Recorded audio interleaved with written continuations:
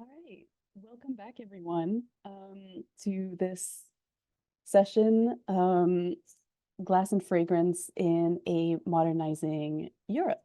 So next, it is our pleasure to welcome Christine Griffiths. Christine holds a BA in Art History and Anthropology from Stony Brook University and MA and MPhil in Art and Cultural History from Bard Graduate Center in New York City. She held pre-doctoral fellowships at the New York Botanical Garden and Dumbarton Oaks Research Library in Washington, D.C. for her work on 17th and 18th century perfume and garden history. Griffiths currently works at the Center for Italian Studies at Stony Brook University, where she coordinates interdisciplinary academic and public programming for students and the local community. Thank you so much for being here with us, Christine. Please go ahead. Thank you to the Corning Museum and its team of organizers who have pulled together an incredible roster of speakers for this historic seminar. I would also like to thank in particular Sensorium curator and friend, Julie Belmar, who, as we saw during yesterday's virtual tour, has gathered an impressive array of glass vessels and materials, highlighting the entangled stories of glass and fragrance. I would also like to thank my fellow speakers. This has been an incredibly enriching 2 days to hear so many presentations about the importance of artisanal production of perfume and its rich and valued history across vast geography, spaces, and time is just making my heart so happy. So to begin with a sonnet. Can I proceed to the next slide? Okay, perfect. Those hours that with gentle work did frame the lovely gaze where every eye doth dwell, will play the tyrants to the very same, and that unfair which fairly doth excel. For never resting time leads summer on to hideous winter and confounds him there. Sap checked with frost and lusty leaves quite gone, beauty o'ersnowed and bareness everywhere. Then were not summer's distillation left, a liquid prisoner pent in walls of glass. Beauty's effect with beauty were bereft, nor no remembrance what it was. But flowers distilled, though they with winter meet, least but their show, their substance still lives sweet. So William Shakespeare's Sonnet 5 and its ensuing response in Sonnet 6 describe the fleetingness of life.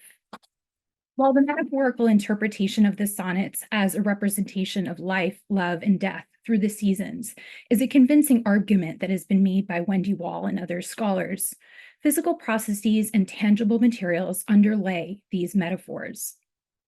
For early modern people to comprehend Shakespeare's metaphor, they had to be familiar with the process of distillation and its potential to prolong the sense of precious blooms. 21st century readers, however, are far removed from the early modern processes of making and growing, particularly as related to perfume production.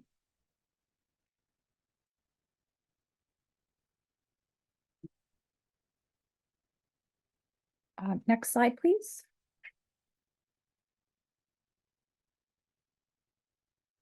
Perfume is and was inherently material, comprising animal, vegetable, and mineral substances. Ingredients such as rose petals, ambergris, and umber were mingled together to create tangible substances that filled vessels and vials, fragrance bodies, oiled leathers, and fumigated rooms. Perfume had a rich material culture in the early modern world. From poetry to letters, textual and written accounts of daily life were peppered with references to sweet waters, perfumed pomades, and brightly hued pastilles that, when burned, filled the air with plumes of spiced smoke. However, much of this fragrant matter no longer survives in the material record. Instead, we are left with largely empty, although visually striking, as we have seen, receptacles that once held aromatic substances that were sometimes more precious than the receptacles themselves. As scholars such as Anna Maecenas, Evelyn Welsh, Annick Leguerre, and Catherine Lenoux and others have documented, the late medieval development of perfumers' guilds strengthened and expanded control of aromatics and fragrance production on the European continent. As the demand for scented products increased in an era peppered with waves of pestilence and plague, commercial and domestic workshops expanded outside the walls of courts, with complex networks of agents working to source materials, tools, and vessels directly from their points of origin. As we have heard throughout this seminar, perfume was a versatile commodity. But perfume was also the product of human interaction with nature and tools and technologies. Flowers were sown or grafted, oils were distilled or extracted, powders were pounded or ground.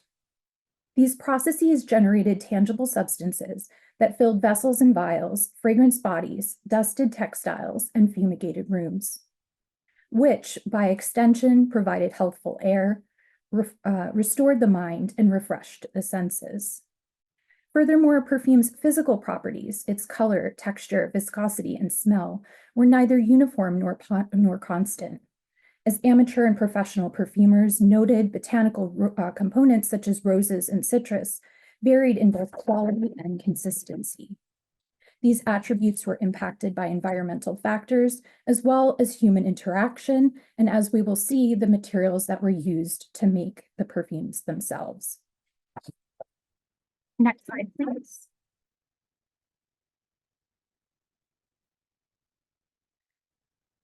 I wish to move beyond the confines of the receptacles to explore the material manifestations of early modern perfumery. My larger project excavates this relatively neglected aspect of history until these past 2 days, apparently, exploring the materials and making of perfume in 17th and 18th century England. In the larger project, I connect early modern gardens and emergent discourses of natural history to contemporary recipe books, artisanal communities, networks for raw materials, and extant material objects. My research has demonstrated that not only was early modern perfume inherently material, but also that its materiality actually shaped the vessels and vials in which it was made and contained. I'll come back to these examples in just a second.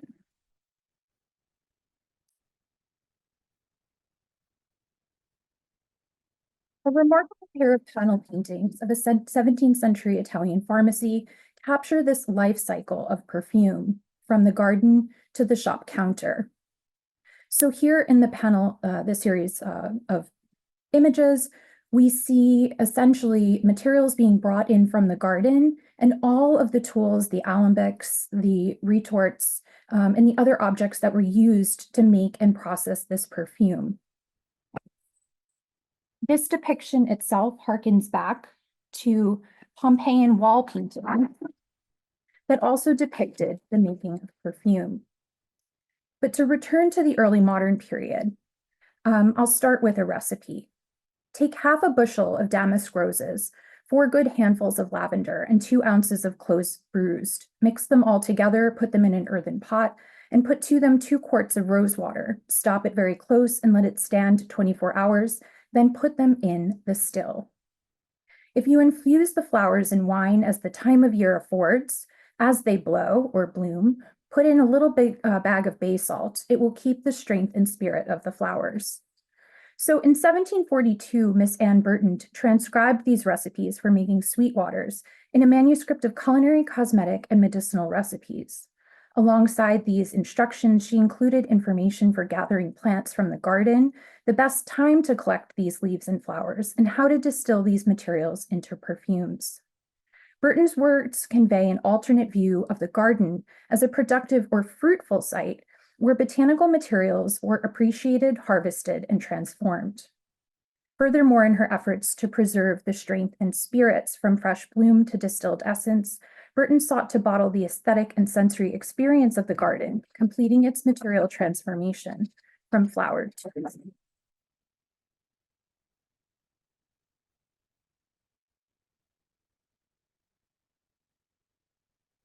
To return to these 2 allegorical representations of the sense of smell with which I began, these fanciful outdoor still houses occupy the liminal space between the whimsical and lush gardens and the refined fragrant products displayed in the foreground of the paintings. The glass and metal stills are the means in which to preserve the quote unquote strength and spirits of the flowers, to borrow the words from Miss Anne Burton. And so for the remainder of this presentation, I wish to focus on the real life practices that underlay the textual and visual metaphors of perfume production.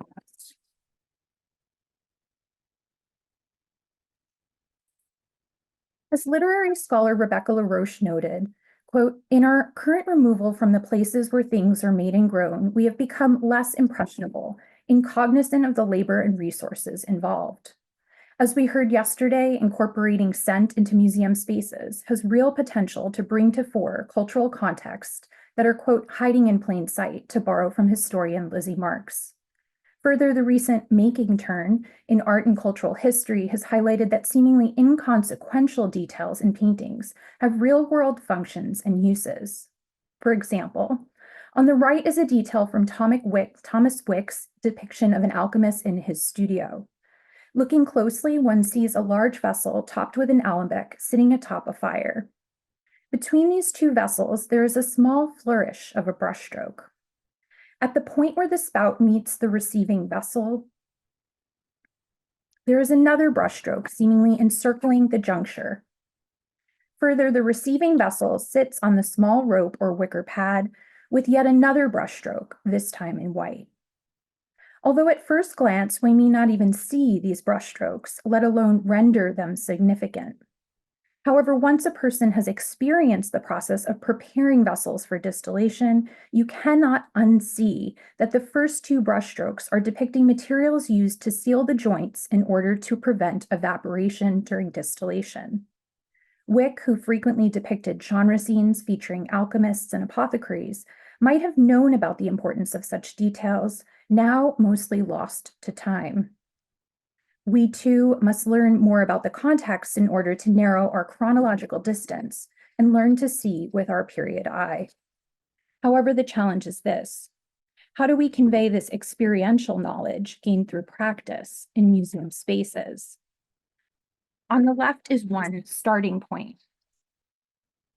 Here on the left, we see a modern curatorial interpretation of an early modern still room at the Chateau Chambrol in France, taken this summer.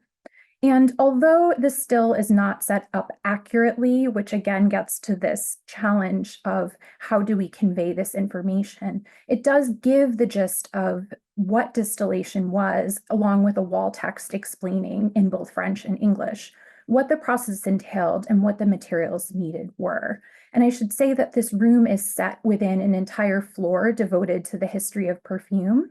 And it was really one of the first times outside of a museum dedicated specifically to perfumery that I had seen such an installation.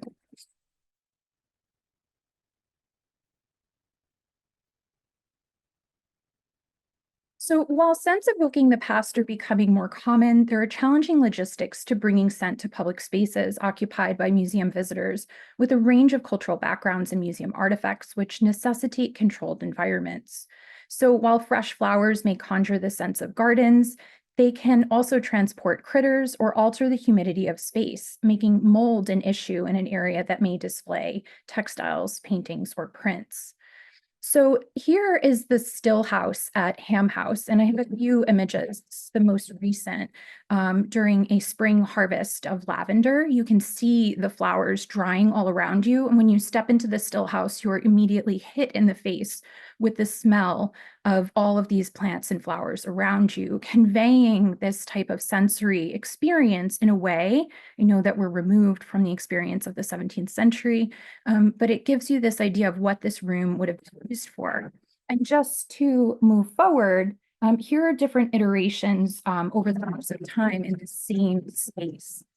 So how the installation has been changed and modified to think about the tools and technologies that might have been present in this room. So for example, a fireplace, we see glass vessels filled with colored liquids, which we will get to later in this presentation, a bellows, and pieces of firewood indicating that it's a wood-fired stove, among other types of vessels, sweetmeats and candies that would have been produced in such a house.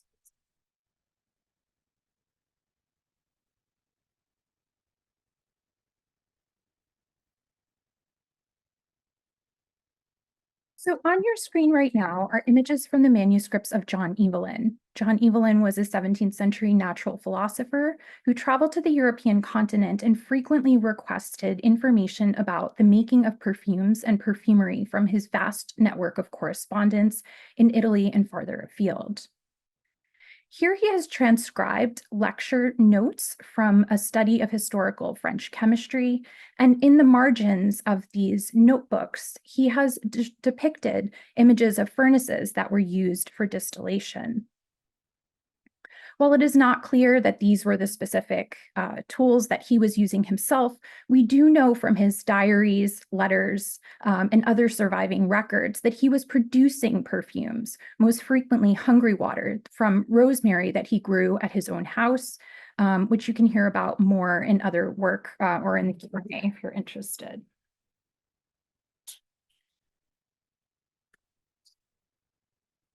So it wasn't just men that operated household furnaces and still rooms. And I think this is an important corrective, in particular of the last 10 years of scholarship on domestic manuscript production. So surviving records indicate that a range of people across British society, which is the bulk of what my project is concerned with, aristocratic women with landed country estates to everyday working women and men of the mercantile class, owned and operated distillation equipment. By the 18th century, household manuals promoted women as more of the overseers of domestic production rather than the actual practitioners. And here we can see a woman sitting in a kind of kitchen space. In the back, we see two small furnaces with alembics for distilling. And among the workshop space, we have a mortar and pestle beehive in the back, indicating that these were all of the skill sets that would be involved in this book that was produced, Dictionarium Domesticum, in the early 18th century. So earlier iterations of these manuscripts depicted more women in action in the kitchen spaces, more as the practitioners and producers of the materials. And I think that this has been written about and documented well by scholars who study manuscript recipe books. The 17th century into the early 18th century was the real hub of domestic production. And while it did not stop in the 18th century, this was really the era where women were really running the households and had the skill sets to produce perfumes and other medicines.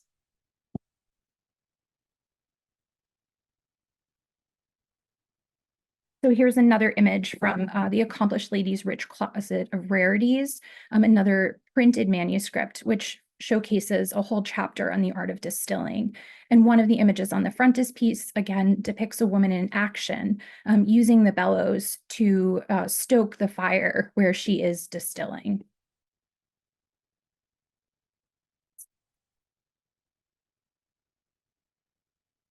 So these drawings that you see on the screen here from the manuscript of Lady Frances Catchmay and others, there are multiple hands in this book.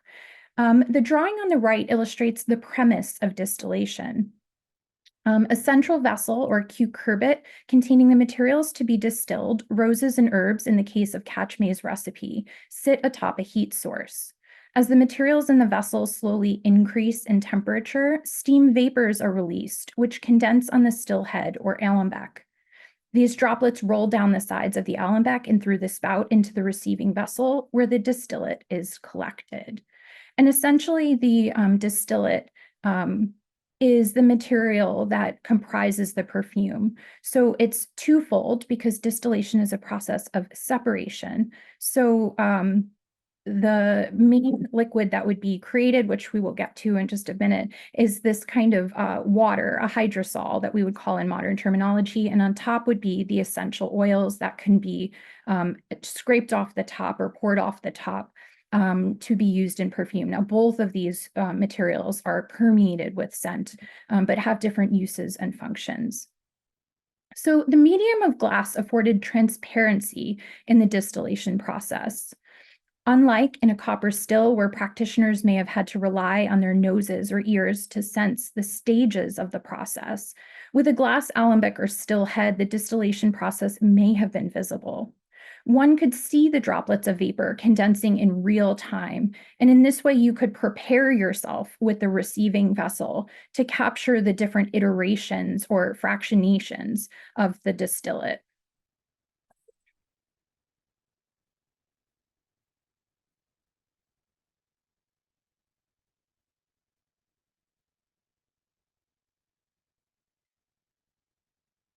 So here on the left, we see the images from the frontispieces of the ladies' manuscript books. And on the top, we have quotes from Joanna St. John's, letters to her estate manager, Thomas Hardyman. Joanna St. John was a medicinal practitioner. She wrote and frequently made medicines, both at her estate and Lydiard House, for the distribution at her home in London. These letters record the exchange of materials and the technical information about the materials themselves. So here, I desire mine to be stilled in alembic, specifying that there was a difference of the materials that would come out of alembic versus copper still. And she's very specific about the tools and technologies that she uses. Put it all into a great glass, glasses for stilled waters. And then one of my favorite quotes is asking Thomas Hardiman to acquire a new glass still for Mrs. Giles Perkins, for I broke hers. So this broken glass also alludes to the social connections surrounding the medium of glass and distillation. This borrowing and exchange of materials and equipment solidified networks of kinship and friendship. So as do the gifting of homemade perfumes. For example, in parallel, the Reverend Giles Moore, who brought gifts of rosewater to his London haberdasher that he distilled from flowers that he grew in his own garden. And there are frequent occurrences in his records, too, of a still that was constantly breaking and needed to be repaired.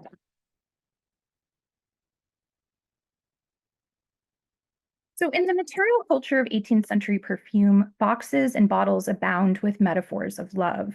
From porcelain bottles in the shape of embracing couples to heart-shaped powder boxes, many aromatic objects of the period functioned as love tokens or gifts exchanged between couples. Through the act of gifting, these handheld, pocket-sized objects solidified amorous relationships. Of the many examples preserved in the material record, I draw your attention to two such objects. On the left, we see a bergamot box, a small round box that could fit in the palm of one's hand. The box itself is made of a rind of bergamot turned inside out, then pressed and shaped over a wooden mold. As it dried, the rind hardened into the shape we see today. The exterior was then painted with a decorative motif, often evoking themes of love. This box is painted with a burning heart, above which it reads, Il brûle pour vous, or it, as in the heart, burns for you. Opening the box led to a sweet surprise, as the box's interior was comprised of the secretory cavities, or the oil-producing glands of the citrus fruit. Everything stored in the bergamot box, from bonbons to trinkets, could be infused with the zest of love.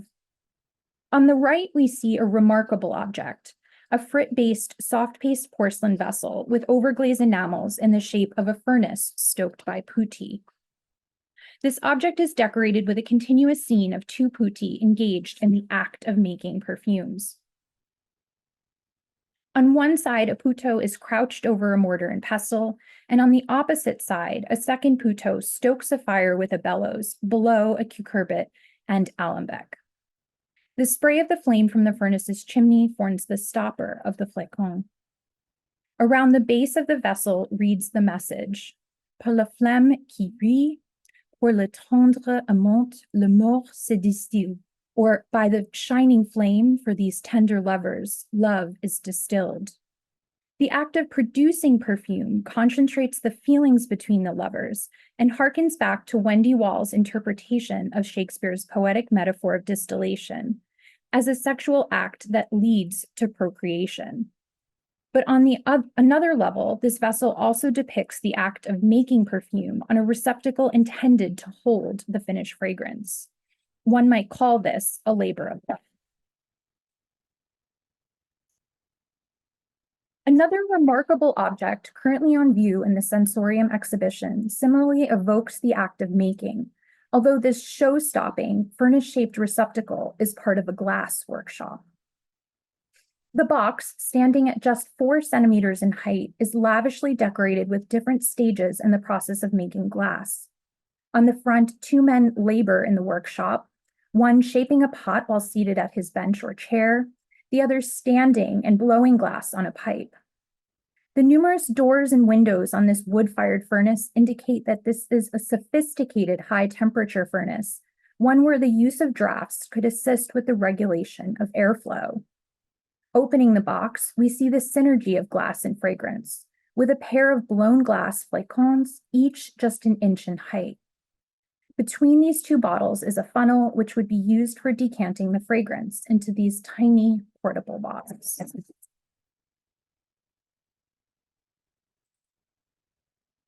In his 1612 publication, L'arte vitreria, Antonio Neri wrote, quote, "Beyond the ease and low cost with which it is made and the fact that it could be made anywhere, glass is more delicate, clean, and attractive than any material currently known to the world. It is very useful to the arts of distillation, and not to mention indispensable to the preparation of medicines for man that would be nearly impossible to make without glass." Neri's unpublished manuscript, a page of which is shown here, did contain illustrations showcasing the range of glassware, including retorts, receiving vessels, and the capello, or similar shaped extant object, which is a cap-shaped alembic, available in the chemical marketplace. And as Jan Golinsky noted, chemical glassware remained largely unchanged for at least 150 years before the middle of the 18th century. And this is why you see these large, broad date ranges. So 1700 to 1799, it sort of fits into this 18th century material culture sector, but it's kind of indistinguishable from similar materials that are slightly earlier or later. So on the left is this 18th century alembic made of blue-green glass. Its surface is extremely bubbly, a characteristic that has the potential to decrease the strength of the glass. As Dutch botanist and chemist Herman Boerhaave, who deployed early thermometers and as epistemic objects in his chemical experiments, asserted that the best German green glass vessels could withstand temperatures up to several hundred degrees, temperatures which were more than adequate to make perfume distillations and sublimations. Recipes for producing perfumes and cosmetics routinely used the descriptor, quote, strong, quote, thick, or quote, great, to refer to the size and quality of the glass.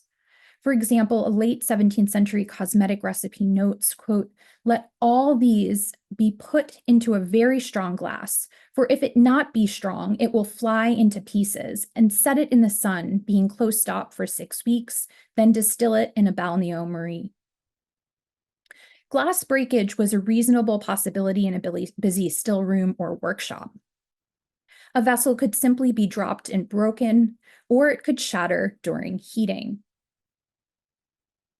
So distillation apparatus of all materials, whether metal, ceramic, or glass, needed to be carefully prepared before use, as an unprimed still could spell disaster. One of the most important preparatory processes was lutation, or a method used to hermetically seal all the junctures of the apparatus, as noted by early 18th century perfumer Charles Lilly.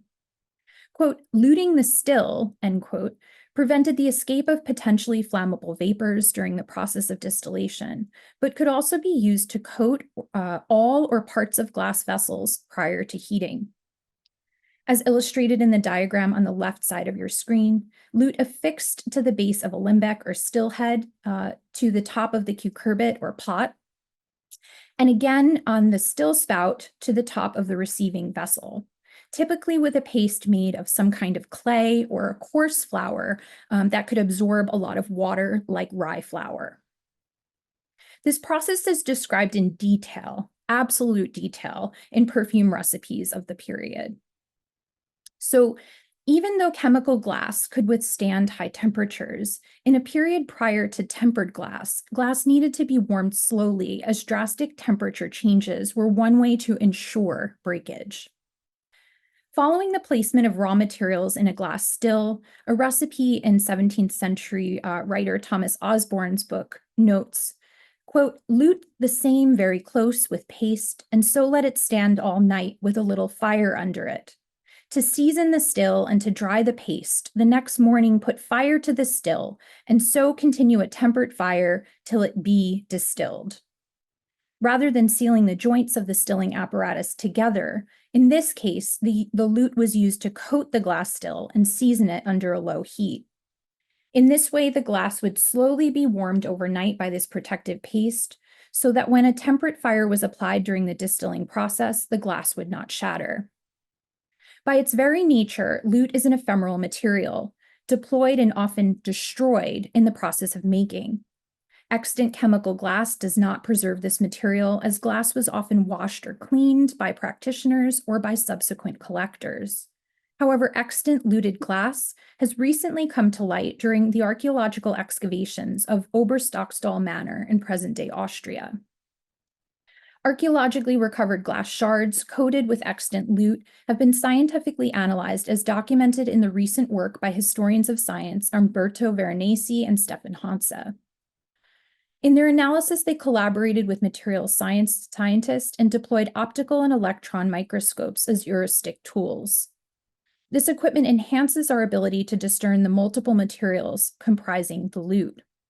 On the lower left of your screen, we see the smooth surface of the glass contrasted with the mottled surface of the lute, which was found to contain oxides of silicon, antimony, and calcium, determined later to be a clay-based lute.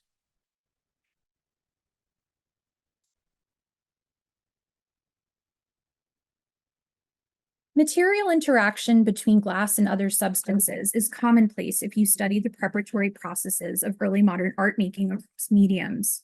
In her landmark article, How Materials Make Meaning, Anne-Sophie Lehmann illuminated how light green glass bottles with long necks were found throughout early Netherlandish art. These bottles, often positioned on a windowsill, containing a yellow fluid and sealed with a piece of paper or cloth. A particularly striking example Lehmann describes is depicted in the engraving seen on your screen, The Invention of Oil Painting. A small glass vessel is suspended on the upper left corner of the print, a detail that could easily be missed, much like the brushstrokes on the distillation equipment described earlier in this presentation. However, during the preparatory process of making oil paint, linseed oil was cleaned and then exposed to sunlight, which Lehmann notes, quote, served the double purpose of bleaching or thickening, or a pre-polymerization process. This transparent quality of the light green glass bottles of the period served an important purpose, enabling sunlight to chemically modify the linseed oil while the oil remained in a sealed environment, a method not possible with any other containing medium. Parallel practices are deployed in the production of early modern perfumes, in some cases to refine or clarify oils, and in others to create tinctures. As Tessa Story has documented, court testimony from a 17th century trial of a woman known as Madalena the Weaver, suspected of making potions in her household, describes quotidian details that illuminate processes of producing perfumes and cosmetics. When Madalena's household was inspected, numerous glass vials were found suspended from walls near or above her loggia, where the bright sunlight served as a source of light and heat. Not only did the transparency of the glass allow sunlight to pass through the vessel, but the glass could also retain the heat needed to process her formulas without the use of a still. Countless manuscripts and printed perfume recipes from the 17th and 18th century instruct practitioners to employ glass vessels in sunlight for similar means. For example, a recipe for the essence of amber stated, put a pint of rectified spirits of wine into a large, thick glass bottle, add the other ingredients, which I will just skip through for now, and then expose it to the warm sun. For the first 5 or 6 days, shake it twice or thrice a day and let it stand still the rest, and it will be a curious perfumed spirit. In this example, both the sunlight and sand act as a heat source, while the medium of glass both enables the light and heat to be consistently maintained. Glass vessels were also deployed in the process of producing colorful and fragrant tinctures. Distillation of roses produced two products. The bulk of the ensuing aqueous matter was a relatively clear liquid known as rose water, now chemically classified as a hydrosol. A thin, pale layer of concentrated volatile fragrant compounds known as the essential oils floated atop.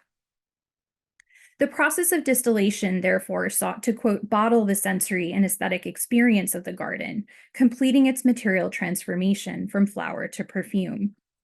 However, in the repeated cycles of heating, condensing, and cooling that captured and according to some, improved the aromatic essence of the rose, the color of the flower was lost. The soft red color tone of its unfurled buds and the deep blush of its petals were no more. While the damask rose was famed for its perfume, other varieties of roses, perhaps related to the musk rose, were favored for their red color. Rosa rubicunda, also known as Rosa saccharina or the Zuckerrosen, was described as of so red a color that it is fittest to make the conserve and sugar of roses withal. The color red was further connected to one's understanding of the world. In the Galenic medical theory of the four humors, red roses were cold in the first degree and dry in the second. Fresh roses could purge choler and watery humors, whereas dried roses had astringent or stopping properties. Owing to the heat applied during the drying process, these roses, either whole or in powder, were hotter or less bitter. Decoctions of red roses in wine were very good for headaches, to ease inflammations of the heart and other diseases of the stomach. It is perhaps for these reasons that a number of recipes to restore a rose color to rose water were circulated in manuscript and vernacular print. Amidst 7 recipes for drawing and distilling rose water in the 1617 edition of Delights for Ladies, Hugh Platt included a recipe for rose water and rose vinegar, the color of the rose. So following on Hugh Platt's directions, I gathered red roses, cut away as much of the white as possible. Upon adding these roses to the damask rose water, the water immediately began to blush. My glass, sealed with a thin sheet of animal parchment, was placed in the sun for 3 consecutive days. During this time, the red petals became bleached as the color of the water deepened. After straining the roses from the rose water, I held the glass to the sun, which was indeed ruby colored. Moreover, it still emitted the distinct sweet and powdery scent of the rose. This experiential research unlocked a visual and olfactory experience which was not perceptible in either the visual or material or textual record. This jewel-toned rose water was optically and visually striking. While it is impossible to truly recreate or even approximate the experience of a person in the 17th century, the focus on materials and the process of dyeing rosewater red generated new questions about the role of illusion and artifice as manifested in perfumery, as well as the relationship between seeing and smelling, in addition to the idea of material interactions produced by the transparent glass. So there's another, for the sake of time, which I will skip, another recipe that was reproduced to the same ends. And both these 2 recipes present 2 methods for tincturing roses, emphasizing the transformation of color. In the 16th and 17th century, the word tincture was synonymous with color.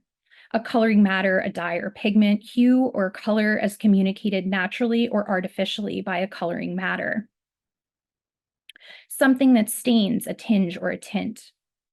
These definitions are important when considering the uses of red-colored rosewater.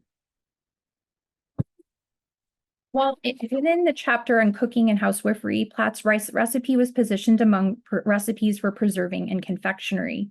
Red rosewater had a multitude of uses in the spaces of banqueting rooms and the ephemeral arts of the table. It filled cordial vessels, it flowed from table fountains, and it was used to tint in fragrance sugar sculpture and color confections. In this sense, the prominent ruby color also desired in characteristic glass of the period, could be compared to the processes of candying, producing jellies and sweetmeats, which also relied on natural materials and temperature control. But tincture could also refer to an intrinsic quality, either imbued or derived, with reference to a slight infusion of some quality. Tinctures in chemistry and perfumery were most simply described as substances obtained in solution. But in the alchemical framework, in which transmutative processes of distillation was a part, tincture was considered an immaterial substance whose character or quality may be infused into material things. In other words, the spirit or essence of a thing, its quintessence. In this sense, the red rose water represented the best of the inherent virtues of the rose, combining the desired humoral properties of the red rose and the preferred scent of the damask rose. This synergy of color and scent becomes more pertinent when considering the healthful cultural practices of banqueting and the consumption of medicinal perfumed cordial waters, which were believed to facilitate digestion, revive the mind and spirit, and generally boost well-being. The process of coloring a rosewater red thus represented the improvement of nature through artificial means. Furthermore, it visibly and olfactorily manifested the beneficial aspects of the rose. Through the process of reconstruction, this cultural significance has become tangible through the medium of glass. Color and scent function both in tandem to dazzle the eye and tickle the nose. So thank you.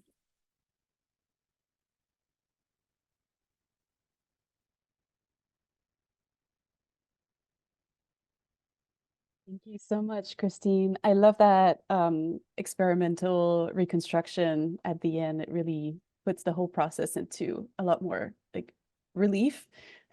And I really appreciated also your talk about the small details and how they reveal deep meaning about the material history of these materials. So thank you so much. We have one question right now about where the alembics and the alchemical glass equipment was made.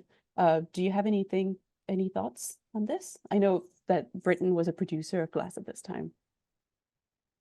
Yes, Britain was a producer of glass at this time, and we do have evidence, particularly from the 18th century, for the production and distribution and sale of chemical glassware, especially in the later part of the century. And I didn't really show anything from that period because it exceeds the boundaries of my project. Before that, it's really quite confusing. As Jan Galinsky noted, there are similarities between the glass that is produced across the European continent, and there is a constant exchange of materials, people, tools, and technologies going back and forth between England and the continent. So we know that some of the glass vessels were produced in Germany, and others are attributed to Germany or possibly regions in France or the Netherlands. But really, it's quite unclear. There are specific examples, which I didn't show, that are known and associated with particular glass manufactories. But in the cases of the examples that I did show, they're identified as European. And this is because so many of the materials, as we saw from Neri's treatise, look very similar. Yeah. Also, these were useful objects, so they don't survive in the same numbers as, for example, perfume bottles, which are very glamorous, the examples that I showed, and were prized by collectors. These were kind of dirty, dingy, often cracked and mutilated vessels that were used in workshop spaces. They were working tools. So what we do see in the survival record, in the material record today, is just a tiny, tiny fraction of the materials that were there. So there's also the aspect of the preservation bias, like what got preserved and why, which makes those archaeological fragments all the more interesting. That's fascinating. Thank you so much. We have to move on to our fourth and final presentation. Thank you, Christine, for being with us today. Really appreciated your talk.